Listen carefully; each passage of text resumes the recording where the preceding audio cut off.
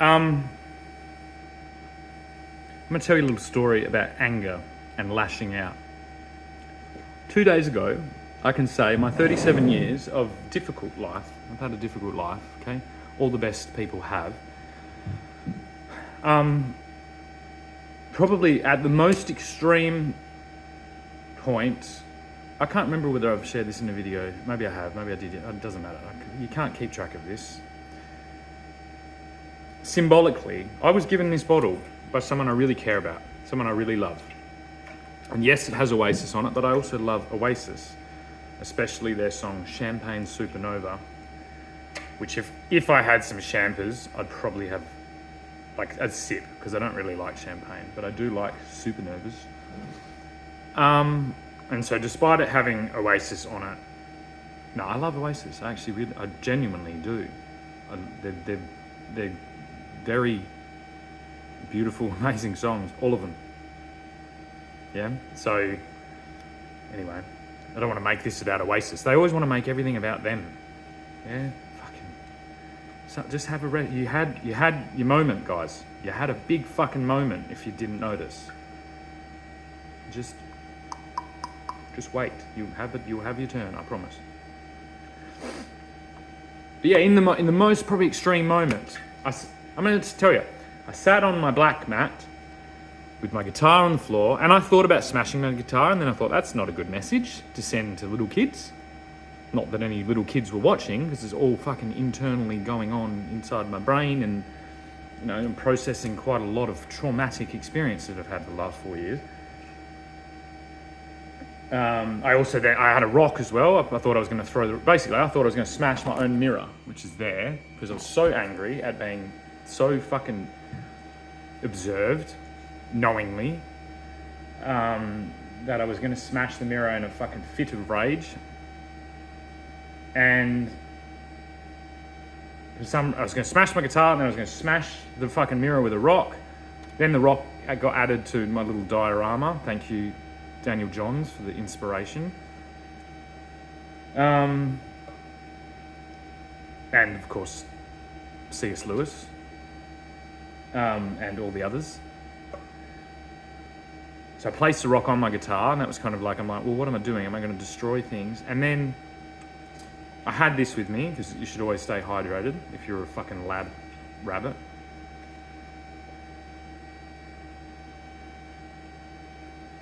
And I'm so confronted by the fucking just bullshit of the situation I'm in, because it does feel weird and annoying and distressful, and I hate it. Sometimes that makes me want to fucking do something fucking stupid. And so, rather than throwing the rock, to be completely honest, I ditched this as hard as I possibly could at the fucking mirror. It's a really strong bottle, but like I said, always selling. Always be selling. Always be closing, sorry.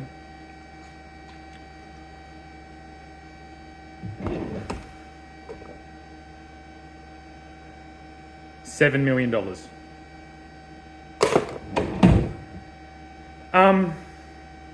Yeah, through this, which was given to me by someone I love, and I'm trying to really, really figure out how to do life with them, I think, in a very strong way. And I threw this at my own mirror, trying to break it symbolically, because I've used that broken mirror fucking non-stop for 10 years. That metaphor. And neither broke. The mirror didn't break, and the bottle didn't break, because both of those things are really strong. But that was the peak of my rage. To throw something in anger at something that someone I love had given me, and at something else I love, which is the person in the mirror, which is myself. Because that's what I'm doing. I was looking at myself. I threw it at myself, didn't I? As hard as I could. And it reminded me of another time. Same fucking wall, different door. Wasn't the door with the mirror, it was the other one. And wasn't a bottle, it was a glass. filled with milk thrown at me in anger. With, I can only assume, the attempt to kill. I mean, that could have killed me. But I didn't put all that anger in there. I didn't put all that rage there, did I? Because I can't have. Because I know, although that person had had a very difficult life, we both had, and we were actually smack bang in the middle of a very difficult life, and obviously in the middle of a difficult global life now that it seems, and part of some other shit we didn't know. Fucking consciously. Without knowing. That's what that song Zombie is about, by the Cranberries. It's they're in your head, zombie. Like, it's right there. All of this is in our heads, and when we keep it in our fucking heads and we don't talk about it, yeah, or we lash out violently, physically violently, or we outsource our violence in the form of complicated fucking gotcha, or, you know, vengeance, or vendettas, virilously. I wish I could do that monologue, but I can't.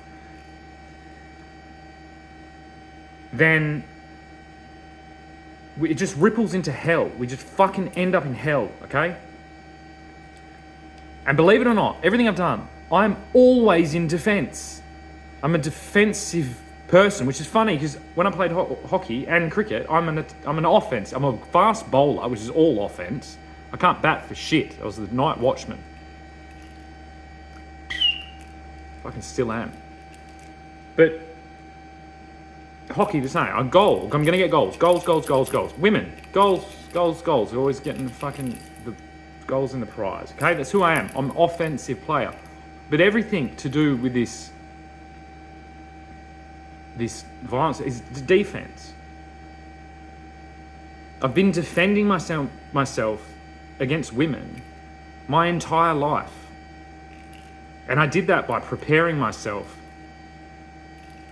in ways that most people are nowhere near even preparing themselves to defend against anything, let alone organised communist fucking invasions by massive organised sociopathic and fucking, you know, singly minded slaves.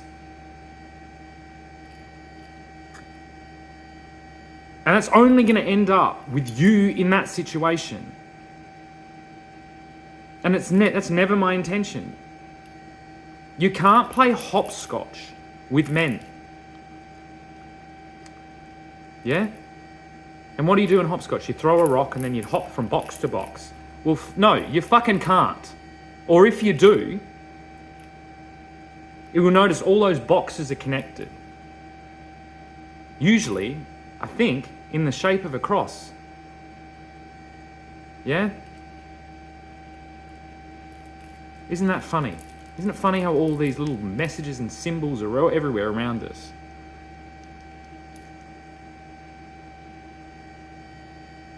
All men I know, most men, most good men, most men, all good men, good in their interpretation and in the eyes of other men, have a positive vision for the future and their family, and they support other men in creating that and support and building that. It's not until women come along that men have any issues. If there were no women, men would be quite happy, I can guarantee you, okay? Now, that's not me saying I want to get rid of women, because women are my favourite thing. I want more women. I want them to be understanding. But you need to all rein in this rage, rein in this bloodthirst, unconscious all may it be. You need to really look in the mirror and stop trying to smash it. Stop throwing rocks at it. And that means stop throwing rocks at each other and stop this fucking religious nonsense. My God, I have a weird job. I've got a weird job.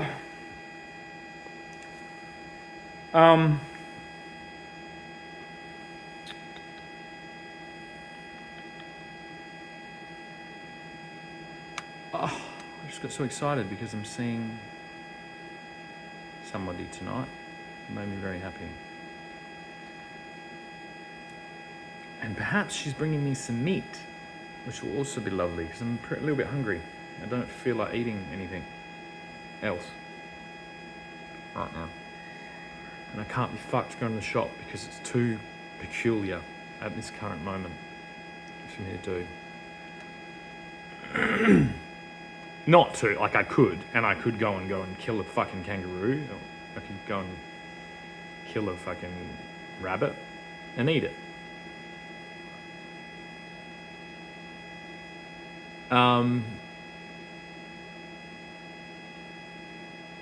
What do I think about robots carving stone? Did you ask? I think you asked. It appears as though you asked to me. Am I right or am I wrong? Or am I right or am I right or am I right? They seem to have it all sorted out. Yeah, it's doing the fucking shit work that was done by cunts. Now, it was done by apprentices. So there's an important apprentice program and it seems like that's going. It's pretty simple. It's like you make them do, you encourage them to do small, affordable, detailed, incredibly detailed, Scott, you do it. And then you get the same noise in small form with offcuts.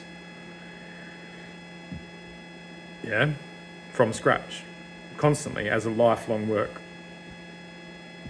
So there's your noise. You, of course, use robots. Maybe settle down on the reproductions. Yeah, that is sacrilegious, absolutely. And then defend the fuck out of that. And also expand out of just sculpture and this elite mentality. Because it's only, I mean, who's buying a fucking marble sculpture? Yeah? And what, to put it in their private courtyard? Public spaces. And then maybe don't use marble. So it's like robots, robots on limestone. It's like, yeah, all right. Holy shit. Holy moly, like, robot, and this is what I've known for ages. And then, from my perspective, because I love this, I sit in the middle. I appreciate so much my experience as a somewhat of a operative mason. But the beauty of it, the soul and the just the unbelievable options there within that I've obviously done in a fucking weird way. I never had any noise from all the touch marks I've made to do whatever I've done. But I listened to music the whole time, so, you know, it's still pretty similar. And just ask, like, this is where glaziers, the unknown whatever, the worst job by far is a hacking glaze. Now, you should be made to do it, of course, because that's the point, but it's the worst fucking job. It's just, like, it's so annoying to do. Like, it is so, but some people love it, I don't know, I fucking couldn't think of anything worse. And it's saying, like, I spend every fucking day trying to recover from my back issues, from sitting and from lifting heavy things and all that nonsense. So, if you're in the privileged situation to be doing it, then all power to you, amazing, definitely. You're missing the point. The robots make you more valuable as the person doing it properly. And I do agree that you are doing it properly. You're obviously so invested and wonderfully so in your craft that you have missed the education in supply and demand, which is also part of this world. And so because of robots, that means the supply goes down. Now, it also puts a responsibility in your hands to keep that alive, very much so. And here's the thing, with the added business, so you say, of robots, you then fund the artists. It's like for every, I don't know, do the numbers, maybe 10 to 1. 10 10 robotic sculptures, you commission 1 handmade sculpture. Then, pretty obvious. It's pretty obvious shit. I think. Now, that's in the world of stone and in the world of production. Yes, 100%. If I had have had more robots and 100%.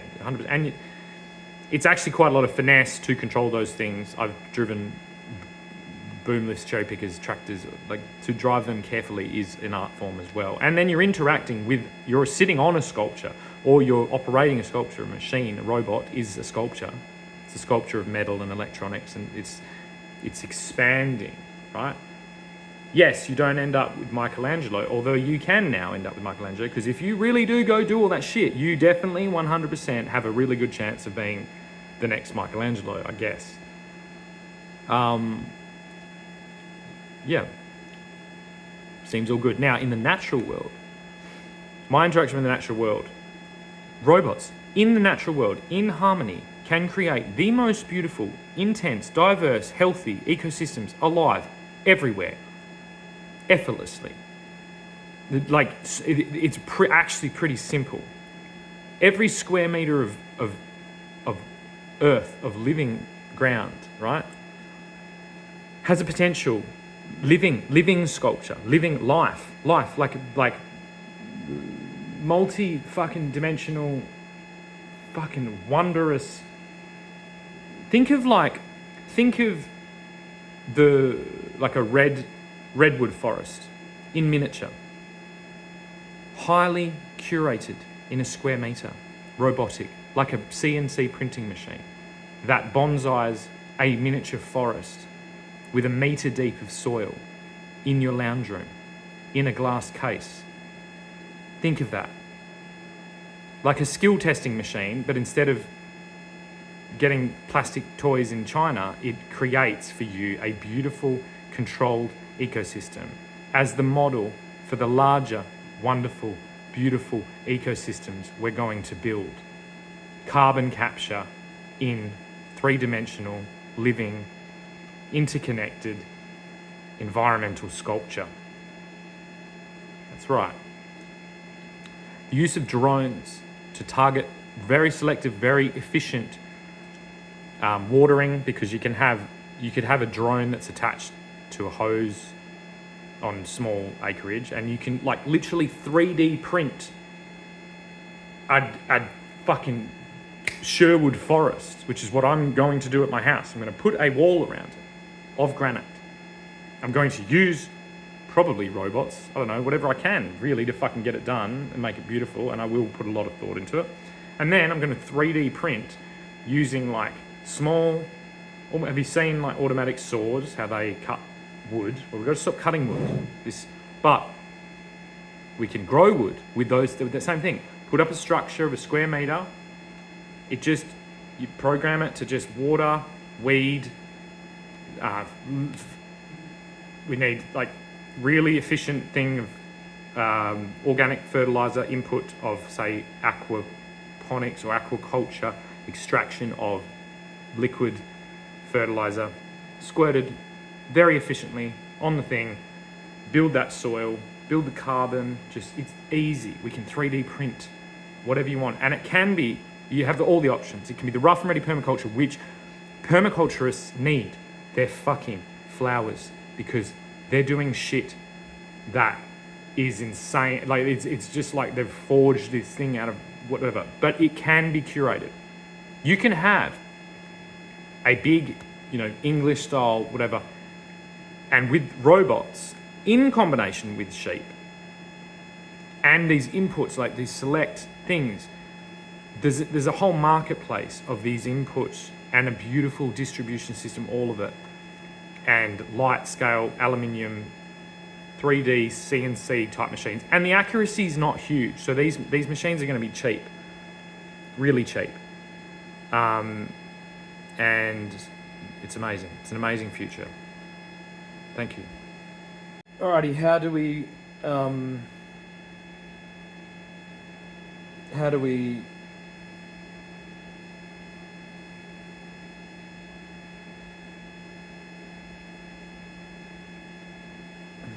distribute the labor? we sell these robots. Mate, like it's really like a remote control car, right?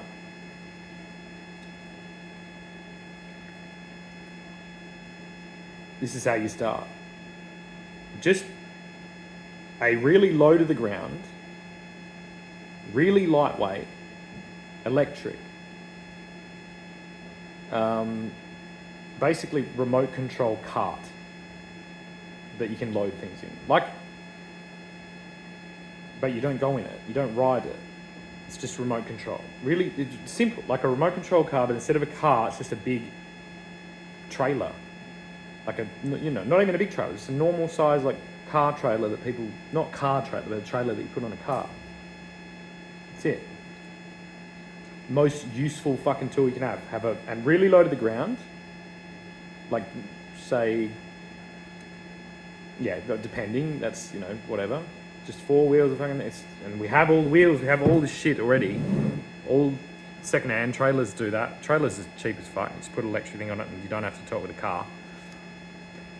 4-wheel drive, very simple. Very, dead simple, dead cheap, dead slow, dead whatever it is to make it as cheap and affordable as possible. Remote control. Side gate so you can wheel things on easily, or you can load it up with soil. It's low to the ground, so that's easy. That's basically the most that would be the most helpful tool. And then we encourage land leases divided on permaculture principles. So you get a lot that you lease. So you only need one. But like those storage sheds where everyone puts all the shit they don't need. Expand that. Say you've got 100 acres, okay? You lease for a very affordable rate. So your outlay is one of these things. A little bit of earthworks established and some roadways into lots, like you would do a housing development, but you do a smallholder development that, like a port, like a harbour where you can keep your boat, and they have the machine there that lifts your boat in and out of the water. Same thing. So the earthworks is amazing. So you put some lakes and things in, or some ponds or dams, whatever it is. This is your outlay. You get the excess tractors of things of the mines. You sublease them. Sublease the grid. Pay the designers well to come into the original layout of the estate or of the place. Gates, fences, electronic entry ID. This is not really a lot of security you need, because it's only fruit and vegetables and things. And then you have a grid, let people fucking go and do what they want. Plant what they want on a grid. This is your patch. Big. Leases for maybe, I reckon, 10-year leases with guaranteed 10-year leases with guaranteed renewal. Very few limitations but chemical limitations for sure. Almost no chemical inputs are allowed. Regulated input economy, extremely high regulated organic input. Encourage that. And this is where, so then you can run an aquaculture thing in Wangara, right? Highly sufficient organic fertilizer removal and storage and treatment, and then you're selling to that marketplace for them. And then people, it's like a caravan park that you own, kind of, like that you lease long term. And so you can camp there, like, you know, like the same thing. You can camp there, or maybe a small tiny house, but you're not really allowed to live there. But then you can have other ones where you're allowed to live there, and that's the whole fucking housing crisis done. That's everything done. That's the fucking generation of thousands of hectares done. You get to maintain your other suburban experiment that's going on. There'll be a toll on the border, which there will definitely be a border between, what are you going to call it? Perth? What are you going to call your state? Perth? Atlantis is taken. Yeah, that's why Atlantis is Two Rocks, because that's the gateway to Atlantis. Get it? It's not actually Atlantis. But then the people in the suburban thing that are working for that, you know, for the all FIFO then is allowed, isn't it? FIFO is wonderful because it's all, aren't we all being harmonious? Aren't we all just being so harmonious lately? And just different rates. Obviously, if you're you know, right near the coast in a beautiful place, then the rates are higher. And if you're out in the middle of fucking like the desert, out the fucking, I actually want to go out there. I want to go out to that big patch northeast and just have a look. I haven't spent enough time there. And that should be like fuck all. God damn it, that's the real. And I think that's actually where the most beautiful expressions will be, because no one will be there. So it's counterintuitive. It's like you pay fuck all, but you get a patch. No one will be there, so you get the whole patch. You're sitting there, you get to fucking do what you want, and there's infrastructure. There's a gate around it, a fence around it, and a gate. You know, there's water infrastructure there that's done. What a beautiful, fucking, amazing reality. Yeah?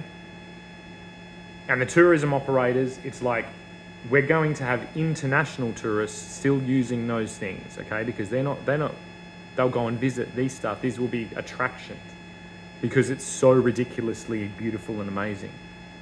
We don't have those marble hills. We don't have the Swiss Alps. We don't have the Grand Canyon out there, unless we do. But we have a beautiful blank slate that is incredibly affordable to fulfill that natural urge to improve our environments, which is what humans do. And then maybe some of it will rub off in suburbia, the place where you are the majority of the time, because you might, every 3 weekends you might nick off for a weekend and go and do a bit of beautiful thing and sit there and house the serenity. And the lessons you learn from there, you might incorporate at your house. Literally, think about if every fucking suburban place right now in their backyard planted a fucking oak tree. Where would be? They piss on it and fucking water it. Where would we be? Where the fuck would we be right now if that was encouraged? We'd be in a wonderful, beautiful oak forest that shields us from the sun. That removes all the inputs. We don't need fucking electricity in these wind farms and shit. We don't need nuclear. We don't need any of that. Like heat in summer. We literally are heating with electricity in summer. We can have distributed hot water. It's dead fucking easy. Dead easy. Concentrated. At scale, not on everyone's roof. It's too much. It's too expensive and too labour intensive and all these things. The same with power. Yeah, same. It's beautiful. It's wonderful. And then you can drive your Tesla to wherever the fuck you want, including your retreat. And there'll be Tesla charging stations at most of them. Isn't it great? And we all work together in capitalism. It's amazing how much output you can get when you just dangle that fucking carrot, isn't it?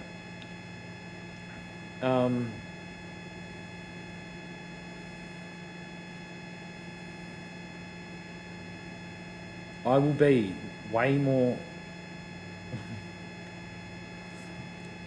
Way more effective. Way more. Not under duress. Released fully from this.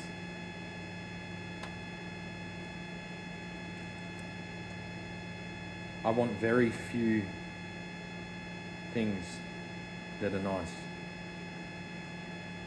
Most of what I want is to see my children. Yeah. If I don't mind doing this separate, I don't know, just fucking gimme something. Please.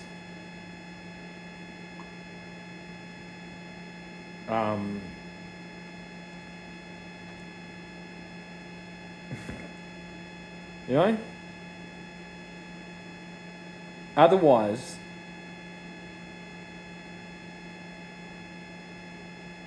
we're in dangerous territory of repeating intense mistakes, and we're at a precipice of a dystopian slavery. And in that,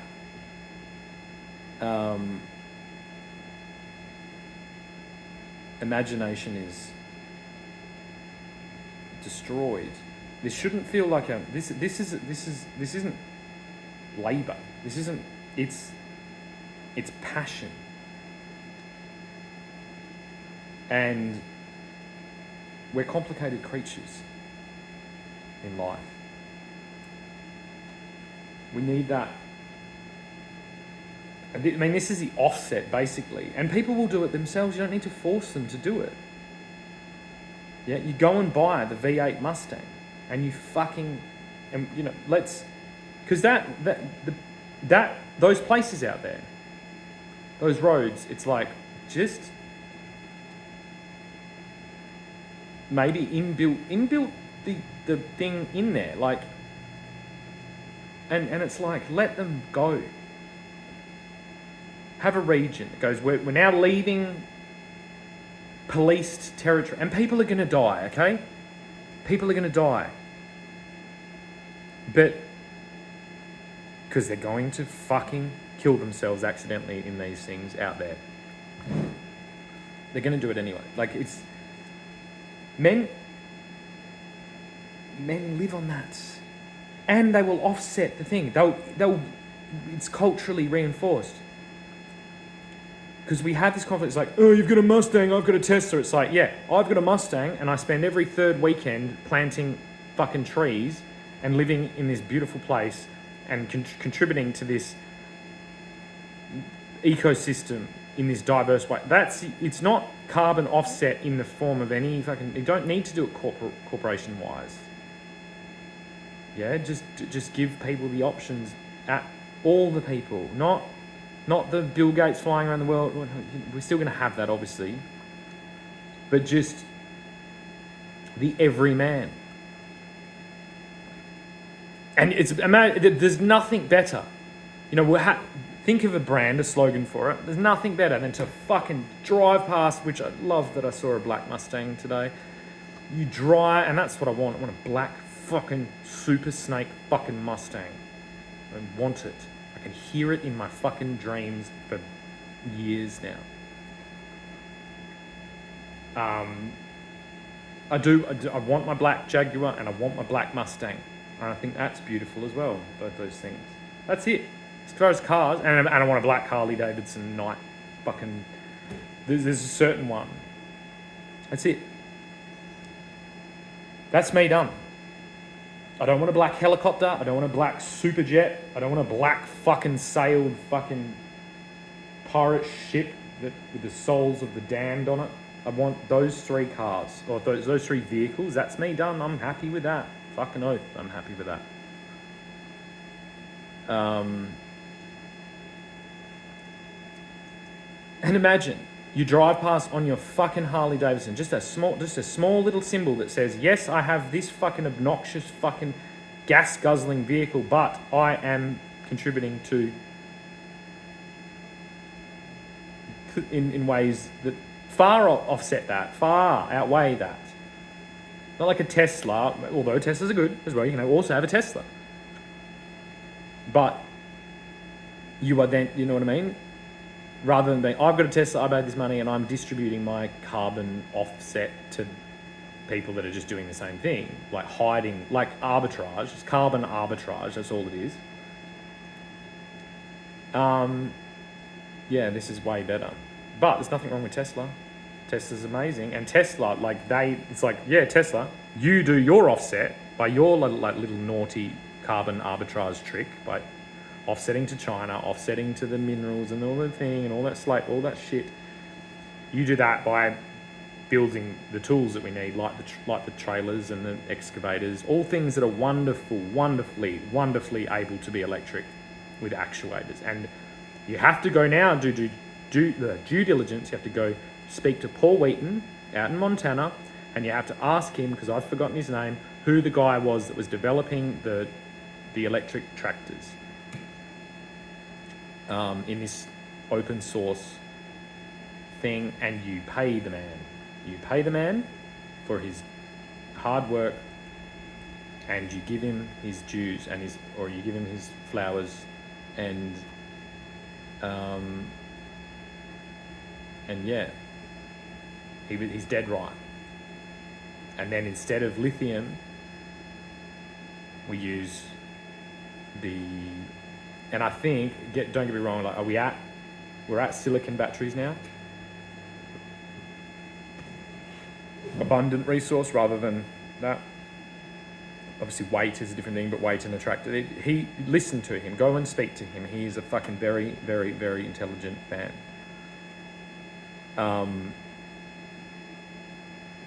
Yeah.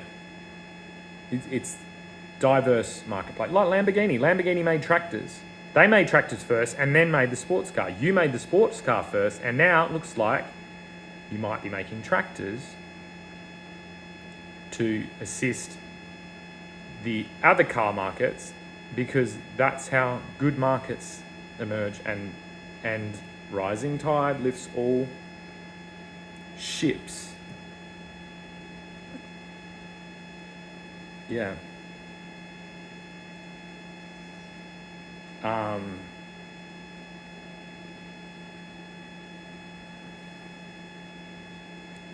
Also, don't get me wrong, like, isn't it possible to just build like a big, like, rather than turbines, to just build a big wall, like a wind break that breaks the wind and just slowly moves with gears, and then in the lulls it comes back with counterbalances?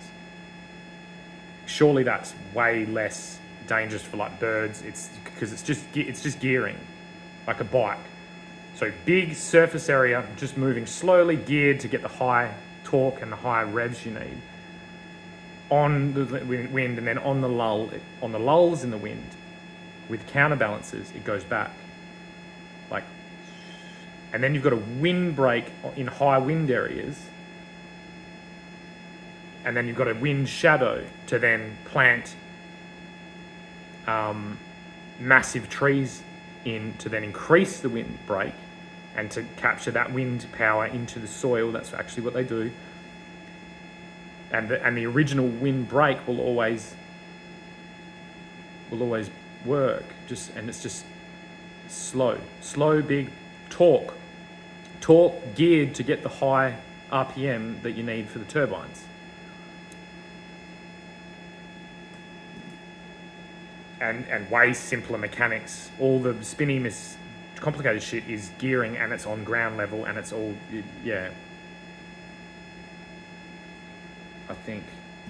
Now give me my fucking Mustang, my black XK120 Roadster, you know the one I want, and my black fucking Harley Davidson designed by Paul from those Orange County Choppers. Thank you.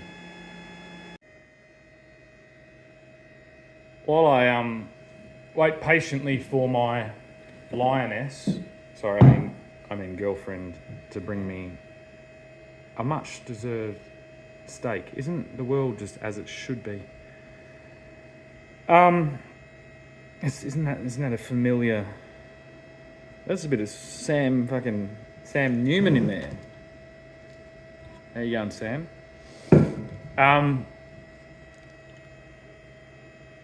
Yeah, isn't it familiar feeling? I've definitely picked up a bit of Sam Newman. There's a bit of Sam Newman in this mystique and this Australian everyday hero character that I have been selected to play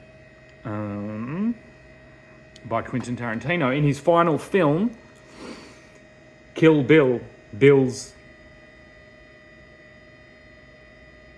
The Bill Gates story.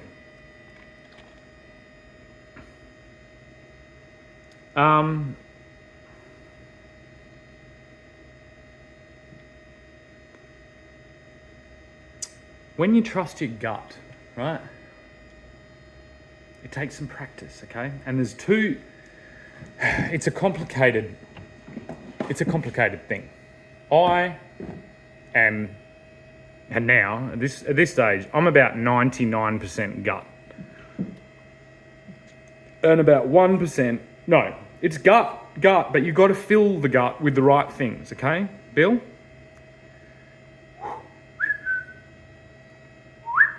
You've got to fill it with the right microbiome, microbes,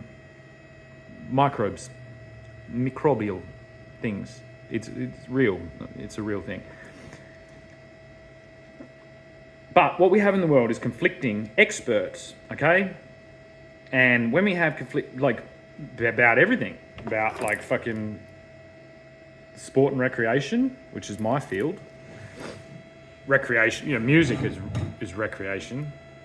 Yeah, whether it's about sport and recreation, which is just like, I'm basically like, I was just a phys ed teacher at Gin Gin High, or I was getting ready to be, and then they were like, someone headhunted me, saw me at the cafe, and they were like, that guy's got a bit of a look to him. I wonder if he could be trained. I wonder if we could train him to do, like I've seen him do some videos, and he's pretty good at singing songs. That's how I used to do whistles at the end of the game. Like that. And there's a bit of flair to it. All umpires have a different technique. I was the worst umpire in the history of umpires at the Mundaring Recreation Centre in Night Hockey Association. I think my dad maybe had, I don't know whether he had help in putting it there or whether he just hung out there. I don't know. A bunch of hockey players from back in the day thought it would be great to play hockey at night because it's too fucking hot to play it during the day, especially in summer. So that's all I cared about was the whistle because I'm a musician, not an umpire. I would honestly, they banned me. They banned me from umpiring. And so in an attempt to redeem myself and in an attempt to redeem my good friend Bill Gates, I've been chosen to umpire this international tizzy. It's just a tizzy. That's all it is at this stage. This is just a little tizzy. Add you too. That's all it is. Bill Gates. So what I was saying about experts, you have conflicting experts about, like, believe it or not, say this was like a snapshot for the ages of me holding like a whistle with my guitar in the background. Say it's not going to be, right? But say it was. People would argue, and they'd tell you that this is actually orange when in fact obviously it's green. So conflicting experts, it's like heads or tails, okay? Almost everything. And the more money there is floating around things, the more money they have to pay experts. That's why permaculture that's why you don't understand that word. And you're probably skeptical of it, because no one that's doing permaculture has any money. Not because we're communists, just because we're focusing on abundance of things you can't see usually. Really, that's what it comes down to it. Permaculture is like gardeners, they garden. Permaculturists farm microbes. And if Bill Mollison was still around, he just patted me on the shoulder. Warm, yeah, thank you. Thanks, Bill. That's why I do this. Really. Yeah, they're farmers. It was a marketing mistake. That's it. That's all it was. Just slight. So David Holgram, that's all it is. They farm microbes. Hey, we're farmers of microbes. By the way, I love that dance you did. I'm very much looking forward to meeting you. Maybe we could have a coffee down at Charlie's place and enjoy the view out the window while we discuss farming microbes. Yeah, when there's pointy things and when it's heads or tails, people with lots of money make big bets. And look, you can think that's yucky, but it's happening all the time. And what's worse is the people that don't have any money that are constantly making bets all across our country. And it's a disease, it's a problem. Bill Gates was not in this category. He just has a dickload of money or a shitload of money. And so when he makes bets, it moves things too much. Now that's just, it's complicated. And I'm not actually going to get into it. But he made some bets. And, listen, I've got a daughter. And people pay for things in the world. And when people pay for things, how am I going to say this best? Like, when things are all agreed upon and they're wonderful, then that all works, right? And it's just, when you have lots of money, you want the nicest things, and then it becomes like you want things that you can't have, and then I don't live in that world, okay? I live in the scaled down version of that world, and it works the same, okay? This is why, I have a stolen bike that I love, okay? At some point, I'm going to go and try and find that person who I stole this bike off, okay? It's a weird fucking story. I went and saw the Kill Devil Hills, and they possessed me with the devil, and then I stole a bike, looking for cigarettes, because I was addicted to them, and I was drunk, because I was a moron, and then my dad died after that, and I still have the bike. Okay, there we go. I stole a bike. And I love it. I love it. It's been crucial to keep my mind. It's weird. Like, sometimes things that aren't legal or things that are criminal, or things that aren't understood properly. But unfortunately, right under your noses, there's a bunch of fucking filthy fucking perverts doing all kinds of shit, and a lot of exploited fucking people all over the place, okay? At Bill Gates' level, I hardly think we can call it exploitation. If it was going on, which I'm not saying it was, and I don't know anything about it, and I don't want to know anything about it, and I wouldn't participate in anything like that because, as I said, I have a daughter. And if anyone came fucking sniffing around my daughter with that, I would leave it up to her hands, and I trust her judgment to tell me if there's anything fucking dodgy going on, and we all know what would happen to that person if there was, yeah? And we all know who collectively would all collectively turn a blind eye if someone went missing. And that's why certain individuals should just thank their lucky stars that they're still able to do the things they love and that they're so good at, obviously, because, winning grand finals is a tricky thing to do and should be appreciative. And I appreciate it highly. I've appreciated all the things you do, except that one bit. But I forgive and I forget. And let's have a beer, mate. Okay, and I'll teach you how to do it. Fucking, what's that called? Cover drive. That's a hook. And that's a fucking cut. I think it's called cutting.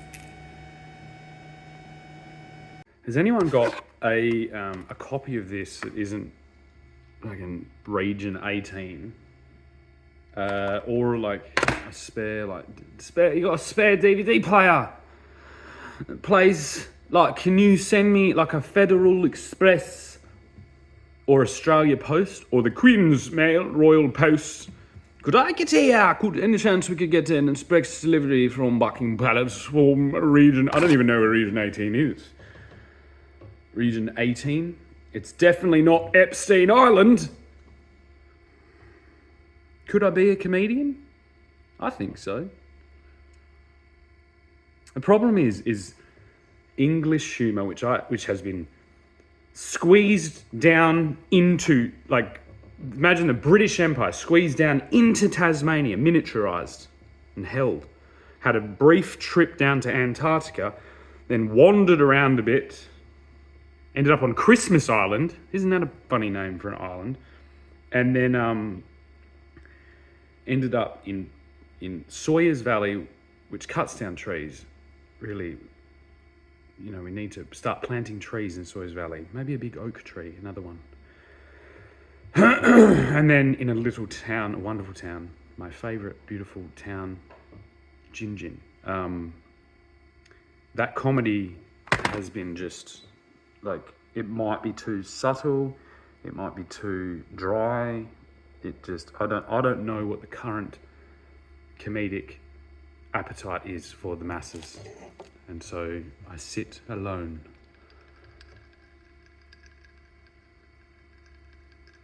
Na na na na na. I walk a lonely road, the only one I have ever known. Anyway, yeah, if anyone's got a copy of that, because I love that film, because now I know it's because I'm sexually attracted to sexy, fucking Machiavellian, long-haired Tom Cruise. Fuck! My dad would be fucking turning in his grave if he had one. And also Brad Pitt. Listen, it's like, it's best to just put it all out. You don't want to fucking keep any of it in. It's like, yes, okie doke. But yeah, if anyone's got that, then I could put it next to this Scott of the Antarctic, this book, which apparently Sunday Times called magnificently researched and enticingly written. Which Sunday Times? I don't think it's the one here. I think there's maybe there's a bigger Sunday Times than the one that's here. Although the one that's here is great. Look, there's one little photo in there. And it's...